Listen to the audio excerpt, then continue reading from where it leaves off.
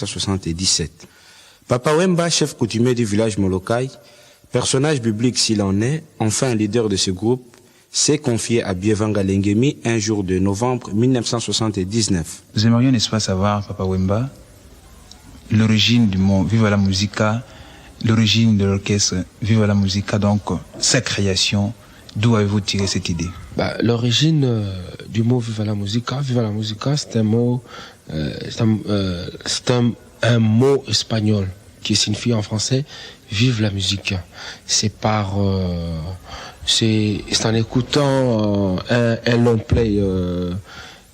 play exécuté par le Fania All Star que j'ai dû tirer le mot Viva la Musica. Parce que Viva la Musica, je l'ai dit tout haut, que ça signifie Vive la musique, qui est un mot espagnol. L'origine de l'orchestre Viva la Musica, c'est après que je sois révoqué de l'orchestre Yoka Lokole, c'est par là que j'ai dû créer mon propre ensemble qui est dénommé Viva la Musica. Alors, une question qui me vient à l'idée. Quand vous êtes parti de Yoka Lokole, pourquoi n'avez-vous pas intégré l'orchestre Zaiko Langa Langa, par exemple? Vu que dans Zaiko, c'est pas pour critiquer l'ensemble où j'ai commencé. Dans Zaiko, il n'y a pas une tête d'affiche. Il n'y a pas vraiment l'organisation qui peut assurer la vie soit d'un Papa Wemba. C'est Canal, c'est par mes amis, mes amis m'ont conseillé, c'est par leur canal que j'ai dû créer l'orchestre Viva la Musica.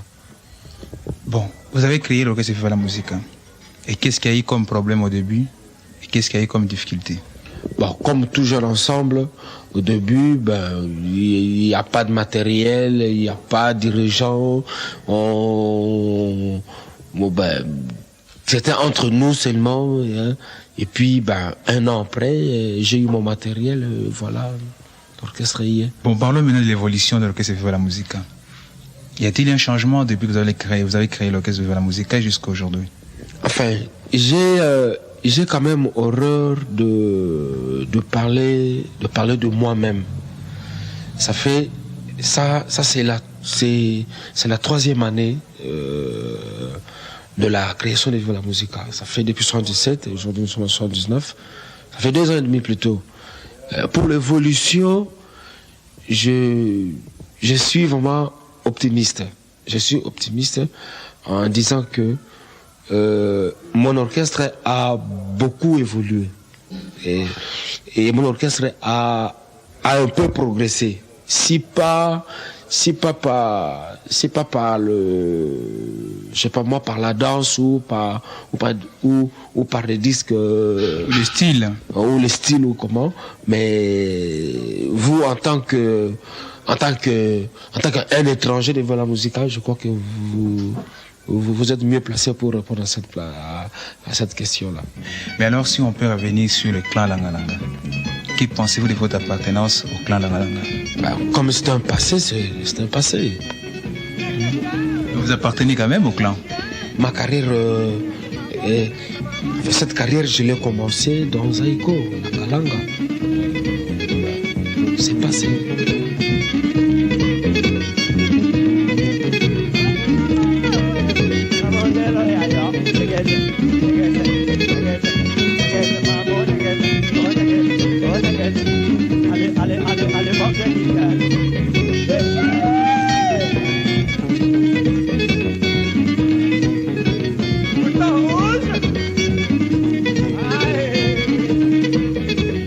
Si on parlait maintenant de la musique que vous faites. La musique zaïroise n'a pas beaucoup progressé. Pourquoi? Ici, au Zaïre, nous adoptons 2 styles. Le style qui est OK Jazz et le style qui est African Jazz. Or, dans des pays comme le Nigeria, le Cameroun, le Ghana, eux, ils font à peu près ce que font les Américains, soit, ou les Européens. voyez-vous, dans le monde entier maintenant, nous dansons maintenant sous le rythme du disco. Or, chez nous ici, nous ne faisons que la rumba. La rumba qui est l'inspiration, qui est l'idée venue de l'Amérique latine. Ouais, de l'Amérique latine, c'est ça. Revenons une fois de plus sur la chanson Mawali. Ce style-là, où l'avez-vous puisé? C'est un style de chez moi. Un style qui chez toi où? Chez moi au Kasaï oriental, parce que je suis mon tête là. Et c'est un peu, je sais pas moi, c'est un style de griot. C'est un style d'un griot de chez moi. C'est pas les canals de ces griots résidant chez moi au village là-bas. J'ai dû adopter ce style de Mama Wali. Et Mère supérieure, c'est comme toutes les chansons que nous composons, que nous chantons, une chanson d'amour. Alors, qu'est-ce qui différencie votre musique de la musique de l'orchestre Viva la Musica à celle de Zaïko ou bien à celle des autres ensembles dissidents de Zaïko? Dans Zaïko, il n'y a pas vraiment une différence de style, puisque quand Zaïko joue, moi je peux danser la danse que nous dansons dans mon orchestre. Quand aussi nous jouons, eux aussi ils peuvent danser la leur chez nous. Donc vraiment il n'y a pas vraiment une différence de rythme, puisque nous faisons presque à peu près le même rythme. Il y a la rumba, et puis après il y a le soukous, quoi. Donc il n'y a pas vraiment assez de différence entre nos rythmes. Et du côté orchestration? Du côté orchestration, ça, il y a un peu de changement, puisque ce ne sont pas les mêmes personnes qui jouent, soit dans Zaïko, dans Vivre Non, il y a différentes personnes. C'est ce qui fait que il y a un peu de changement de... Vous utilisez les mêmes instruments que Zaïko, ou bien chez vous il y a une certaine particularité? Chez moi, il y a une particularité. J'ai fait introduire un instrument ancestral qui est le lokolé, le téléphone indigène, si tu veux. Est-ce que ça a une certaine signification? Lokolé, si. Mais alors, en l'utilisant dans votre musique, vous vouliez transmettre un message? Si. C'est lequel? En vérité, je vous l'ai dit, l'heure vient, et elle est déjà venue, où les morts entendront la voix de Papa Wemba. Et ceux qui l'auront entendu vivront.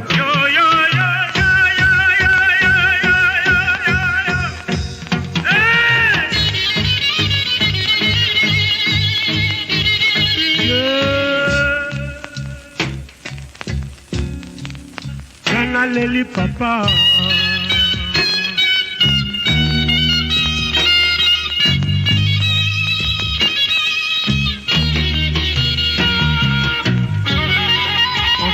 En vérité, je vous l'ai dit, l'heure vient, et elle est déjà venue, où les morts entendront la voix de Papa Wemba, le chef coutumier du village de Molokai.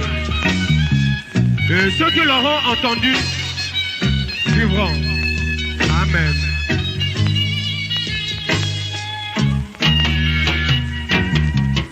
Nalali naloti ndoto na ponton sur mer masini ekokumbanga nzela oya kisasa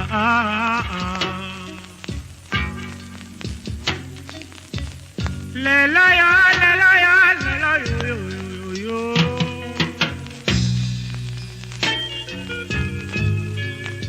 kwako eyingela moiko ekitia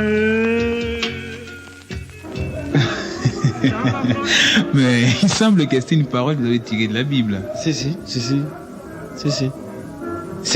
C'est le message que transmet le lokolé, l'instrument lokolé.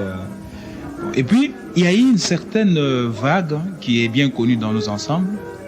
Il y a eu des partants de chez vous. Pourquoi sont-ils partis? Dans chaque entreprise ou dans chaque famille ou dans un ensemble de jeunes, il ne manque pas de problèmes. Il y a toujours des problèmes. Mais on a essayé d'arranger et ils sont revenus. Et la musique des aînés, donc jazz et Afrisa, qu'est-ce que vous en pensez? Je peux pas dire que c'est une musique de passé. Non. Il faut maintenant un mélange. Donc il faut le deux à la fois, la musique des vieux et la musique des jeunes. Revenons maintenant à Papa Wemba lui-même. Papa Wemba, qui êtes-vous au juste? Papa Wemba, c'est l'aîné d'une famille de 15 enfants. Papa Wemba, c'est un orphelin. Papa Wemba, c'est un artiste. Papa Wemba, c'est un père de famille. Qui pense bien à ses enfants. Ok.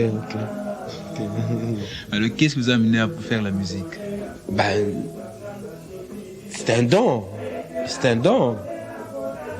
Je l'ai hérité de ma mère, puisque ma mère chantait aussi. Elle chantait aussi, mais jusqu'à en faire une carrière. Non. Il y a une certaine raison. J'ai vu que dans la musique, je peux... C'est vraiment le genre de boulot qui me plaît. Vraiment un boulot, on est... Je sais pas moi, c'est comme un journaliste, si vous voulez bien. On est un peu partout, on côtoie n'importe qui, on instruit la population, on distrait la population, je sais pas moi. Ça me plaît. Et que pensez-vous maintenant de l'avenir de votre ensemble? Je peux pas prédire cet avenir, mais qui vivra verra. Laissons venir l'avenir. Et c'est la même chose pour votre avenir personnel? J'ai dit tout haut là-bas que voilà, j'ai horreur de parler beaucoup de moi. Mais je peux pas dire qu'à venir, non. Évidemment, personne ne souhaite que son avenir soit médiocre. Non, personne.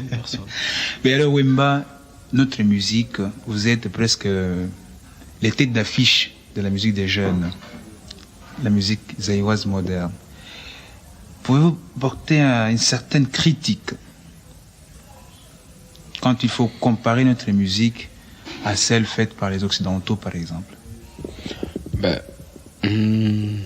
Voyez-vous, ici, c'est ce que j'ai dit, que la musique que nous faisons est une musique venue de l'Amérique latine.